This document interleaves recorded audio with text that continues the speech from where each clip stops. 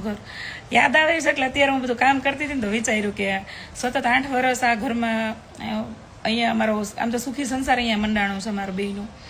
ત્યાં સુધી તો નકર કૂતરા મીંદડાની જેમ બાંધ્યા હતા. તો રસોડું સાફ કરતી કરતી તો લિટરલી મને આહુડ આવી ગયા, એમ કે હું રસોઈ બનાવતી હતી મેં કેટલું એડજસ્ટ કર્યું હતું વસ્તુ મૂકવામાં કે રસોઈ બનાવતી વખતે એમ વિડીયો શૂટ કરતી વખતે આ તે. તો બહુ સારી હતી અમારી આ જર્ની. મારો પૂર્વ તો 2 દિવસથી અહીંયા જ આવે સુવા, કારણ કે બેડ હજી અહીંયા જ છે. તો મને કે મમ્મી કે હું ત્યાં સુવા જઈશ. મેં કાંઈ નહીં, તું સુવા ત્યાં જાય, બીજું હું.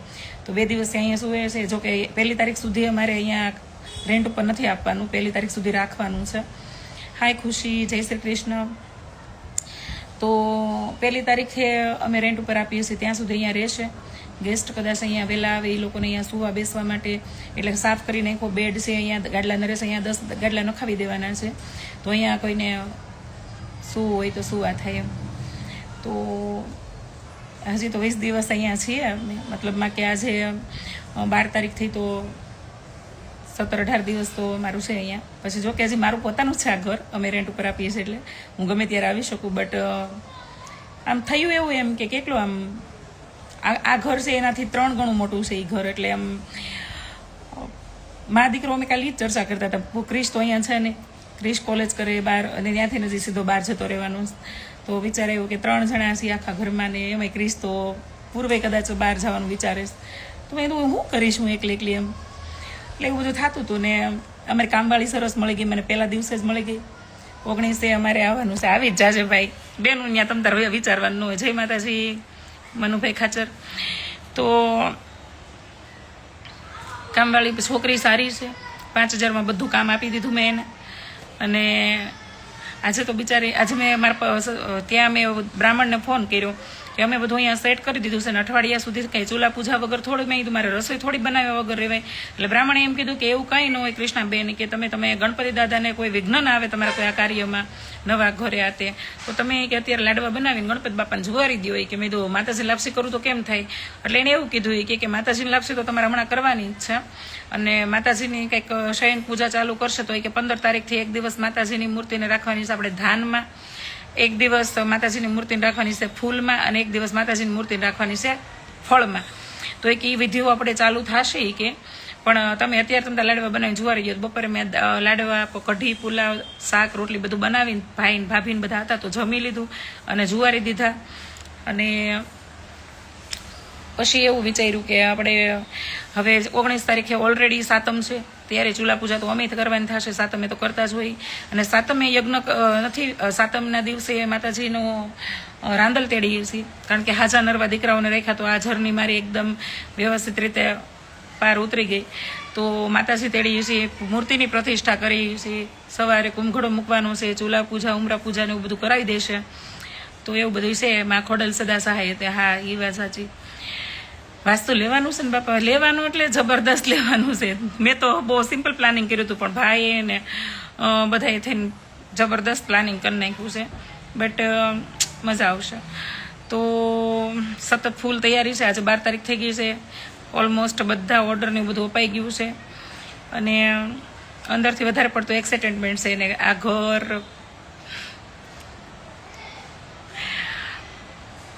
પધારો પધારો વિપુલભાઈ ભરવાડ, અમને તેડાવજો. અરે ભાઈ, બધાને તેડાવીશ તો કેમ ભેગું થાય? પણ હું બધાને હોમ ટૂર ને એવું બધું મારામાં ન આવે, બરાબર. કાલે મેં મારા મોટા બેનને કીધું, મેં મોટા બેન જય ઠાકર ભાઈ, મેં કીધું હોમ ટૂર કોણ કરાવે? જે લોકો કંઈ દેખવું ન હોય કરાવે. અમારા બાપાને ઘર અમે વીઘા ફળિયામાં ને 52 વીઘાની ખેતી કરીને આવ્યા છીએ, કેમ હવે એ બધું ભેગું થાય? આ તો ઠીક, હવે આપણે ગામમાં રહીએ એટલે આ બધું હાલે. જય મહારાજની આરતી, જય ગોથા મારતી. બાકી 2000 સ્ક્વેર ફૂટનો ફ્લેટ હોય ને એમાં હોમ ટૂર કરાવવાની ને એ બધું શું હવે?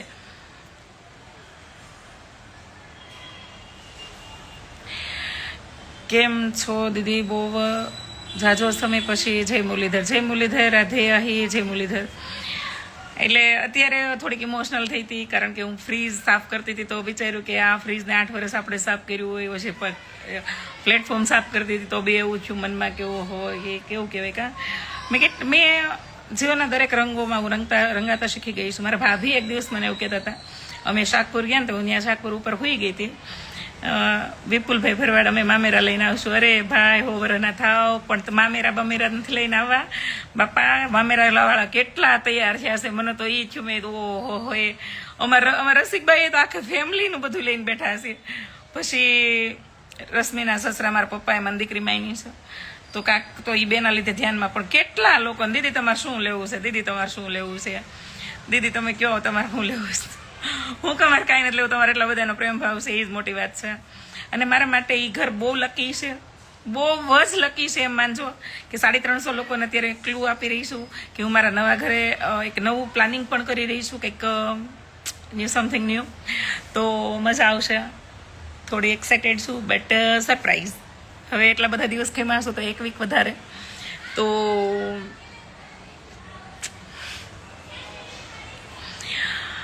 ભગવતીમાં ખોડિયાર માતાજીની મૂર્તિને હાથ અડાડતા મને રડવું આવી ગયું. તો મેં વાત શેર કરી મારી બેનને. તો એ કે ભાવ અંદર તારો ભાવ અંદર ભળેલો હોય એટલે કે તને ભાવ પ્રગટ થયો હોય કે માતાજીની અંદર એ પ્રાણ એવું કહેવાય. તો બહુ ગેમું. આજે ભાઈ ને ભાભી આવ્યા હતા મારા ઘરે. તો મેં એને કીધું, મેં કીધું ભાઈ એક વાત કહી કે મેં કીધું મારા 2 દિવસના પ્રસંગમાં મારા 3 પ્લસ પોઈન્ટ છે. એટલે ભાઈ તો જબરદસ્ત બધું બનાવડાવ્યું છે, ડેકોરેશન ને સ્ટેજ ને બધું. પણ ભાઈને મેં કીધું મારા માટે કાનો લીધો છે દ્વારકાથી પુષ્ટાવીને કૃષ્ણ ભગવાનને ભાઈએ મંગાવ્યો છે, લાલો કાનો. અને કાનાનો વજન જબરદસ્ત છે, કંઈક 14 નંબરનો કે એમ કંઈક મોટો કાનો લીધો છે. તો ભાઈ ભાભી મામેરામાં કાનો આપવાના છે. અને રશ્મિનું મામેરું તો જબરદસ્ત જ હોય, એના સસરાનું. તો મેં એને કીધું, મને મેન હું ખબર કાનાનું મામેરું વધાવું ને એ એક પ્લસ પોઈન્ટ છે. પછી ભગવતીમાં ખોડિયારને મંદિરમાં હું બિરાજમાન કરું અને પ્રતિષ્ઠા કરાવું, એની શયન પૂજા કરાવીને, તો એ મારા માટે એક પ્લસ પોઈન્ટ એ એક છે. અને ત્રીજો એ છે કે મારા જીવનનો એક નવું અધ્યાય ત્યાંથી શરૂ થાય છે અને હું જીવનમાં કંઈક નવું કરવા જઈ રહી છું. તો એના માટે પણ મને બહુ એક્સાઇટમેન્ટ છે. તો મજા આવશે એમ મતલબમાં. તો ભાઈ કે બહુ અરખાઈ જામાં, મને કે મેં અરખાઈ તો જાઉં ને. મેં કીધું ભગવાનને આપણે તેડતા જો રાંદલમાં તેડીએ છીએ, હારેક માં ખોડિયારની મૂર્તિ લાવ્યા છે, એની પ્રતિષ્ઠા કરીએ છીએ. સાથે સાથે મને પહેલેથી એવું હતું કે મારું મોટું ઘર હોય, એમાં મોટું મંદિર હોય, એમાં મોટો કાનો હોય. આ પહેલેથી મારે એવું છે. મને કોઈ વસ્તુ નાની નાની મગજમાં વિચાર હોય કે વસ્તુ મને વ્યક્તિ હોય, કોઈ નાનું જવું તેવું કઈ વસ્તુ મગજમાં ભયતી જ નથી. તો એટલે કાનો વધારવાનો, એટલે કાનાનું મામેરું વધારવાનું. પછી આ બધું પછી ગોયણી જમાડીશ, 11 ગોયણી જમાડીશ. ગોયણી રૂપે માતાજી આપણી ઘરે આવતા હોય, નાની નાની કુમારિકા બાળાઓ. પછી 5 બ્રાહ્મણ જમાડવાની ઈચ્છા છે. બધું આ બધું મતલબ આ બધું પ્લાનિંગ કર્યું કે ઘરમાં ખાલી નવા નવા લુક સાથે કંઈક ઘરને હાઇલાઇટ કરવું ને એવું બધું મગજમાં ન હોય. એ તો આર્ટિફિશિયલ લોકો કરે. આપણે તો પુષ્ટાવેલો કાનો એટલે ધ્રુવભાઈ ભગવાન દ્વારકાધીશના જે પૂજા થાય છે એના ચરણોમાં જે કાનો હોય, કાનાની લાલાની મૂર્તિ રાખી હોય, એની સાથે જે થાય ને પૂજા થઈ ગઈ હોય એ કાનો. સમજાઈ ગયું? એટલે એ પુષ્ટાવેલો કહેવાય. તો આવું બધું છે.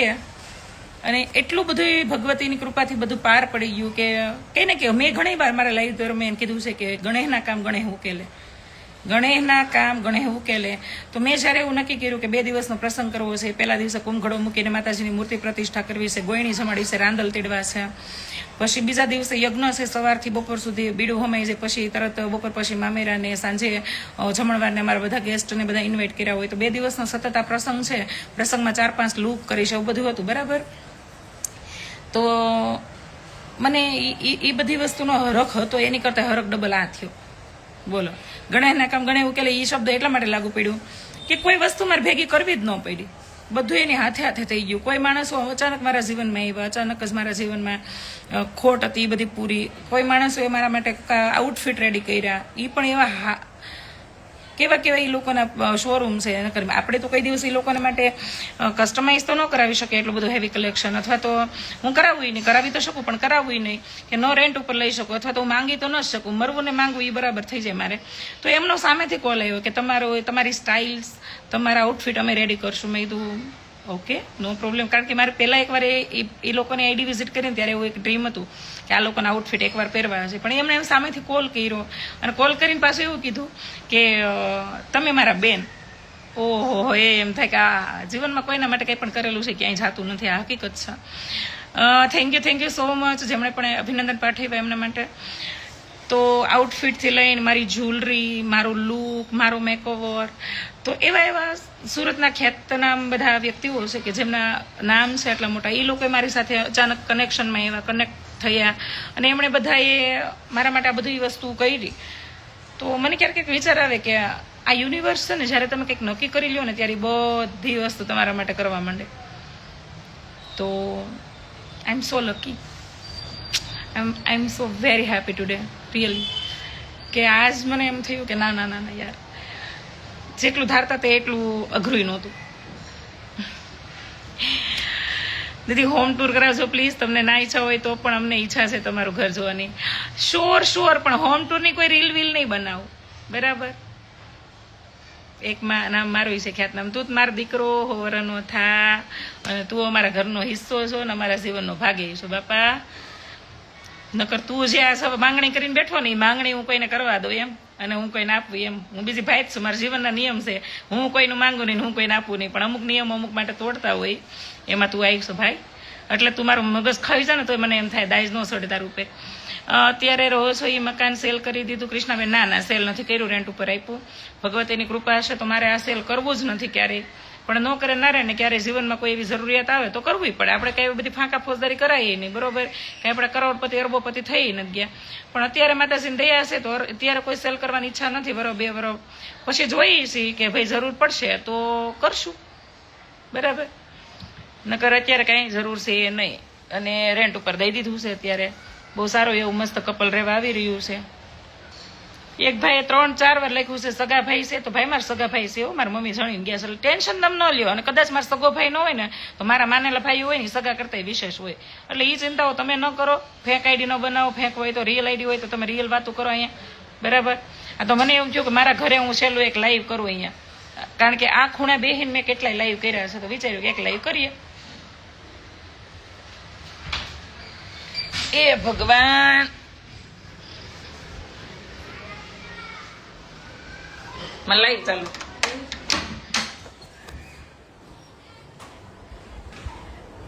आँखों क्यों थकान सी लग रही है मेरे स्वीटहार्ट. अरे થાકી તો જાવ ને ટીના, એકલા એકલા કર્યું હોય. જોઈ લો ને લાઈટ વેટ કરી.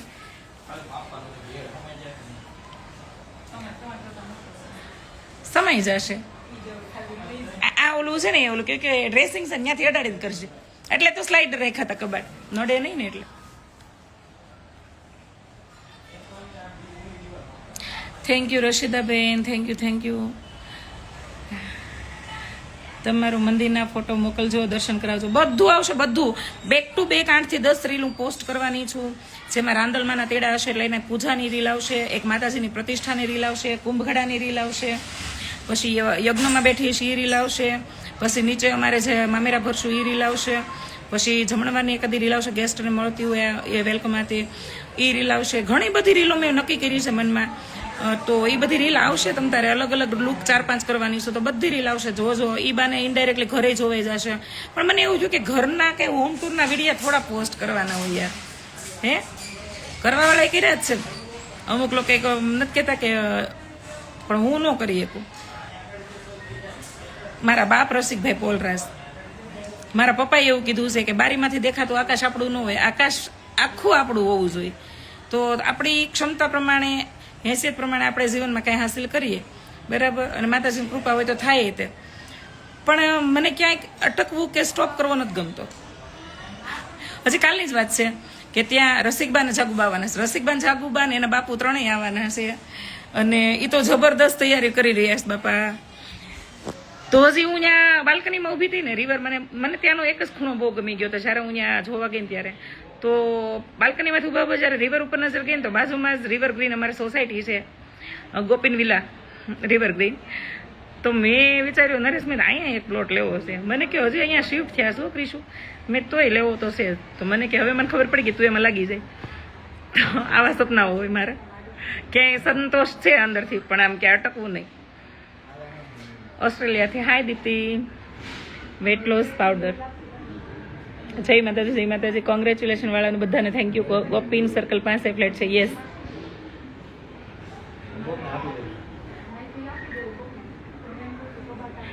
જો મેં તને આજે છે ને તારે આજે ડીપ ક્લીન કરવું પડશે. મેં આ ક્લીન કરી દીધું, બરાબર?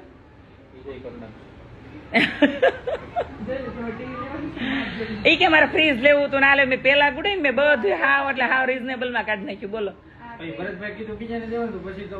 ના ના કેવડાવ્યું ને તો તમારે કઈક ફેરવવું જ ન પડે તેમ. ત્યાં અમારે બધું જે 3D માં હતું ને એ સેમ ટુ સેમ એવું બધું કર્યું એટલે અહીંયા હતું ને બધું અમે કાઢી નાખ્યું. હા એમ બેડ એસી પરમ દી આપ્યો. બોલો પેલા બેડ નહોતો દેવો પછી ત્યાં કે ઓલા ભાઈ કે બેન હવે 2 બેડ બનાવ્યા છે ત્રીજો બનાવી નાખો ને મેં આ ગુડો હાલો.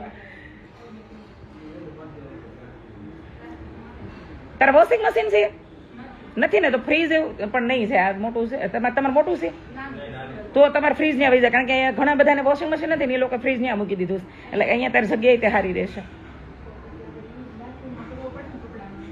હા એ બાથરૂમ તો કેટલું મોટું આવે છે. લાઇટ કરીને જોઈ લે લાઇટ કરે પેલા બાથરૂમ ને બાલ્કની જોઈને હું અહીંયા રહેવા આવી હતી.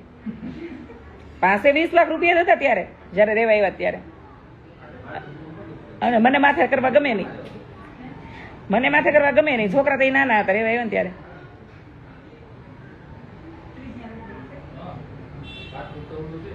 હા એમ જ કરવાનું. ફ્રીજ ત્યાં તમે રાખી દો ને તો તમને આ કિચન એરિયા આખો વાપરવા મળે મજા આવે.